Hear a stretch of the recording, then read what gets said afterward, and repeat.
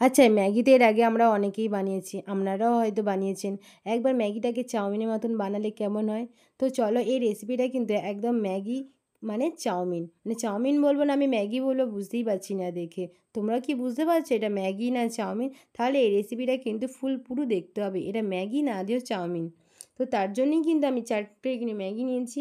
আর এখানে ক্যাপসিকাম, গাজর, পেঁয়াজকালি, পেঁয়াজ আর কিছুটা কাঁচা লঙ্কা কুচিয়ে নিয়েছি। তার জন্য আমার লাগবে 2টো ডিম আর গরম জলের মধ্যে ম্যাগিটাকে আমি প্রথমে সেদ্ধ হতে দেবো।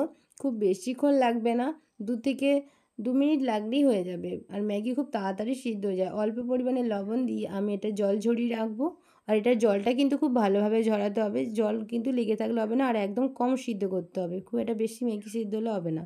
তার জন্য আমি সাদা তেলের মধ্যে সমস্ত সবজি দিয়ে অল্প পরিমাণে লবণ দিয়ে আমি কিন্তু সমস্ত সবজিগুলোকে ভেজে নেব। তারপরেই কিন্তু আমি 2টো ডিম নিয়েছি। ডিমের মধ্যে অল্প পরিমাণে স্বাদ মতো লবণ দিয়ে আর আমি ডিমটাকে একটু ক্রিস্পি করে ভেজে নেব। ভেজে নেওয়ার পরে সাদা তেলের মধ্যে আমি ওই ম্যাগি কিংবা চাউমিন বলতেই পারো সেটাকে আমি দিয়ে আর 2 চামচের মতন সয়া সস ব্যবহার করেছি।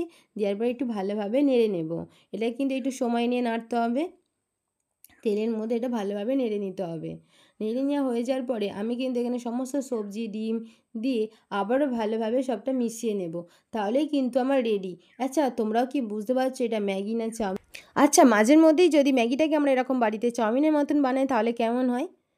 আর আমি এর উপরে দিয়ে দিলাম জিরে গুঁড়ো আর অল্প পরিমাণে লবণ। দেওয়ার পর সমস্ত ভালোভাবে মিশিয়ে দেওয়ার পরেই কিন্তু আমার রেডি হয়ে যায় ম্যাগিটাকেই চাউমিনের মতন বলতে পারো, মানে চাউমিনের রেসিপি। ভিডিওটা ভালো লাগলে অবশ্যই কিন্তু একটা লাইক করবেন, কমেন্ট করবেন। প্লিজ চ্যানেলে সাবস্ক্রাইব করবেন।